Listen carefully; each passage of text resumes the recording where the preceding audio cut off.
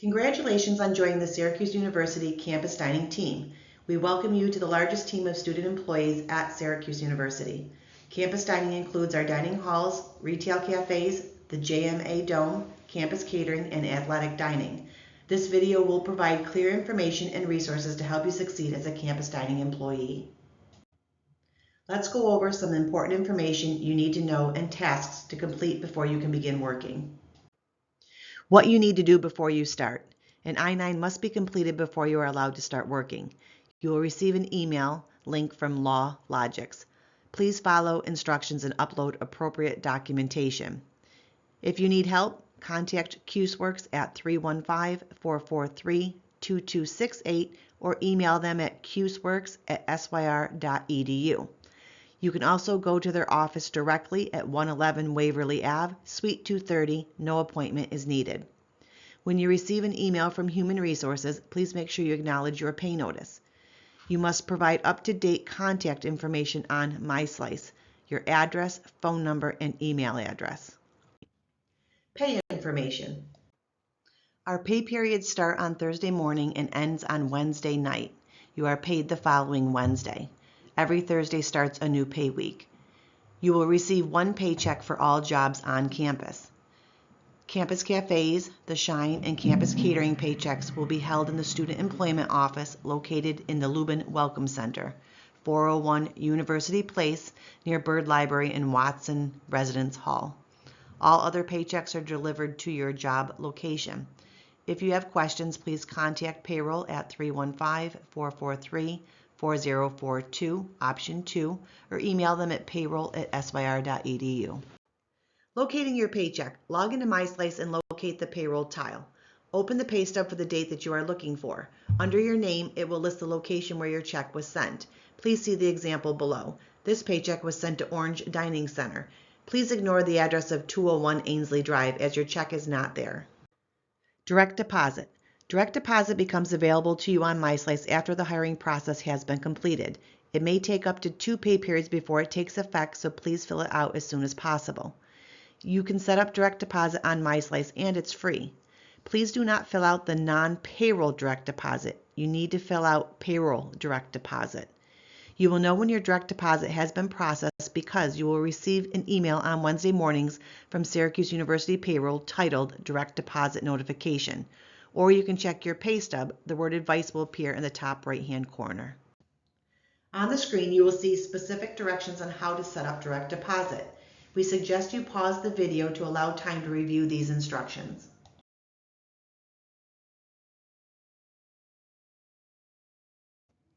Management team. There are 2 groups of people who oversee student employees, the unit management team and the office coordinators. Unit management consists of managers and supervisors, and that is who you report directly to. They are the best resource for unit information should you have any questions. Office coordinators maintain the student employee program. They hire all students, help with administrative tasks, and oversee the operations of student employment. Also, they maintain all student employee records and act as the contact between management and the students. The office coordinators are as follows on the screen. Retail cafes are overseen by Dina Capria. JMA Dome concessions and catering are overseen by Vera Gibbs. And residential dining halls, Lolly Athletic Dining, and campus catering are overseen by Emma Karp. Time and attendance. One of the most important facets of this position is time and attendance. All students are allowed to work up to 20 hours per pay period. This is especially important for our international students.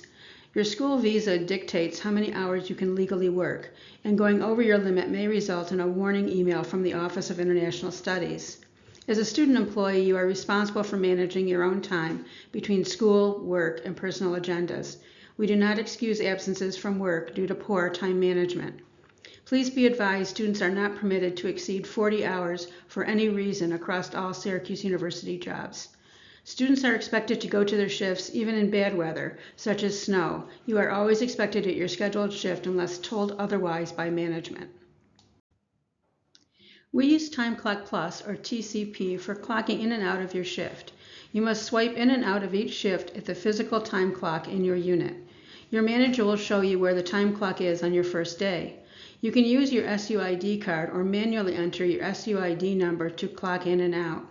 Students in on-campus dining aren't permitted to clock in through MySlice or the TCP web app. That feature is not meant for this position. You are only permitted to clock yourself in and out for the shift you are scheduled for. Students are not permitted to clock in or out for another employee. This may be considered time theft and may lead to possible termination. If you are to clock in or out at a time that varies from your scheduled shift, you will need direct permission from a manager only.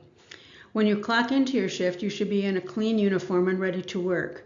Changing your uniform, running to the bathroom, putting away your belongings, or anything similar must be done before you clock in. If you need to step away from your assigned station, or if there is an unforeseen circumstance, please communicate with your manager or supervisor on duty so they can assist in getting your station covered. You are expected to be clocking in at the start of your scheduled shift. If your shift starts at 9 a.m., you are to be clocking in at 9 a.m., not 9:02 or 9:05, but 9 a.m. If you are running late, you must call your unit and speak with a supervisor or manager to let them know. Showing up late without a phone call is not acceptable. For event-based shifts, you may be permitted to clock in upon arrival. You will be directed to do so at the sign-in for the event. Excessive absenteeism or chronic lateness for any reason will be addressed as a performance issue. If this persists, it may lead to progressive discipline or potentially termination. Campus dining is one large department. Therefore, termination from one location may lead to termination from all locations. Attendance for work is mandatory, not optional. You will accrue 1 hour of sick time for every 30 hours you work as a student employee. Your sick time counts towards a weekly 20-hour allotment. If you call out to a shift, any sick time you have will be applied to that missed shift. You alone are responsible for communicating with unit management when you can't attend work. You must do so via phone call only. Per campus dining policy, you must call at least 1 hour before your shift begins. Please use the student call-out line process PDF instructions that you were given during the hiring process from either Vera, Emma, or Dina. Please follow the phone directory prompts accordingly. Please know that this line is only used for sick call-outs or if you're running late. Please do not use this line for any other reason. If you need to request a day off, please follow your unit's subbing policy. Sick time is used for when you are sick only. Sick time cannot be used for interviews, sub-shifts, poor time management, or any other non-sick related reason. Most importantly, please do not send Dina, Emma, or Vera doctor's notes. We cannot legally accept them, nor will we ever ask you for one. Dina, Emma, or Vera will provide contact information if you do need to submit a doctor's note. If you want to resign from your position, a 2 weeks notice is required. This means you must work your shifts as scheduled for another 2 weeks. You must give your resignation to the office coordinator and they will establish your 2 weeks notice. Many companies you will work for in the future will expect a notice period of some kind as well. Failure to complete the required 2-week notice may result in ineligibility for future shifts. You may receive a break depending on the length of your shift. Please see some common break times on the screen. You must check with the supervisor to see that your station or area is good before they allow you to go on break. Please remove any personal protective equipment before going on break. For event-based work, breaks may vary due to the nature of the business. Uniform policy. We expect you to arrive to work in your campus dining uniform. You'll be provided with a hat and a shirt based on what location you work, but you'll be responsible for the rest. These are typically clothes you already own. You must come to work ready in your uniform before you can clock in. Sneaker-style shoes with rubber treads are the best shoe option. You may purchase non-slip shoes on your own, but make sure they are closed-toe. In addition to your hat and shirt, you will wear jeans or khakis with no rips or tears. Black pants are required for any campus catering or dome catering events. For dome concessions events, you'll be provided a smock to wear over your shirt for the duration of your shift. You will return it at the end of your shift. You will also be given a hat that you will wear for every event. We suggest you pause the video to allow time to review what's not acceptable. You may be sent home to change if you arrive at work out of uniform. Employees must have their hair tied back for all shifts, either in a university-issued hat or hairnet. All loose hair must be tucked under the hat and behind the ears. Long hair must be pulled back into a bun or ponytail and kept under the hat or hairnet. A clean-shaven face is required, or you have the option to wear a beard guard. Student employees must have their nails smooth and neatly trimmed with no more than 1/8 inch over the tip of the finger. Campus dining does not permit nail polish, nail jewelry, or artificial nails of any kind. We also do not permit any kind of false eyelashes. You can wear a plain ring band, but it must be covered by a glove. Necklaces and chains must be tucked into your shirt. Piercings need to be small and secure. Large dangly earrings are not allowed while on shift. The only bracelet permitted is a medical ID bracelet. Campus dining does not encourage wearing smartwatches, Fitbits, or any other watch while working. AirPods or any wireless audio devices are not permitted while working. Gloves should always be worn when handling food. Please never blow air into the gloves before putting them on, as this defeats the purpose. You should change gloves frequently. You can find some examples of when to change gloves on the screen. Cutting gloves are a thicker pair of gloves and should be worn when using a knife or any bladed equipment. Hygiene. Personal hygiene is important when working in a food service unit. Employees are required to come to work clean, showered, and in compliance with the university-issued uniform policy. Maintaining your hygiene while working is very important, and it should be done frequently. When you change task, after using the restroom, when hands are dirty, and other similar reasons, as you can see on the screen. We suggest you pause the video to allow time to review the proper hand washing method. Safety and transportation. Most of our units are on campus, which makes walking to work relatively easy. You may drive, but most SU parking lots will require you to have the appropriate SU parking permits. There are other transportation options available to you. We highly recommend using the campus shuttles. They have many routes that travel around campus and areas near campus, like Westcott or downtown. This is a great free service that's available to all SU students.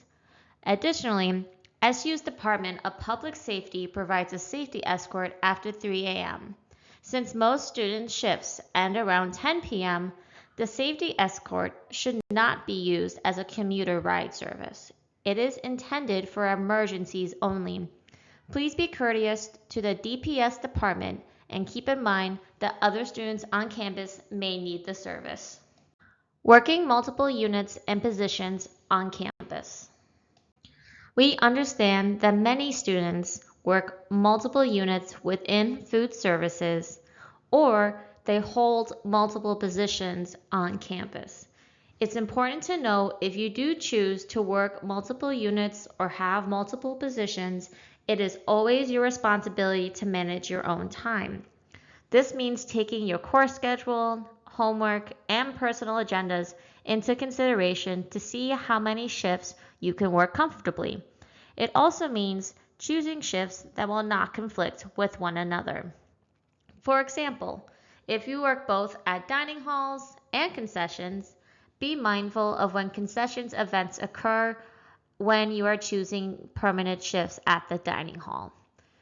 Or if you work as a residential safety assistant and also in cafes, be mindful when choosing early shifts in cafes, since most RSAs tend to work overnights.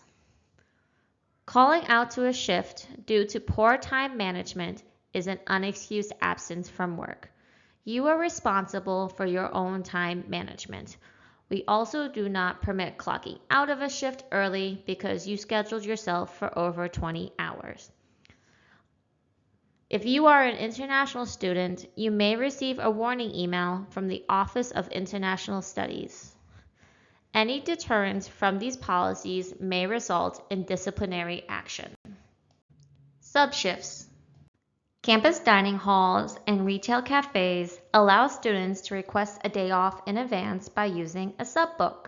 Event-based areas such as concessions, campus catering, or dome catering do not permit subbing as student employees select events to work as they become available. Since dining halls and cafes are permanent shifts that repeat weekly, subbing shifts provides flexibility to plan their lives in advance.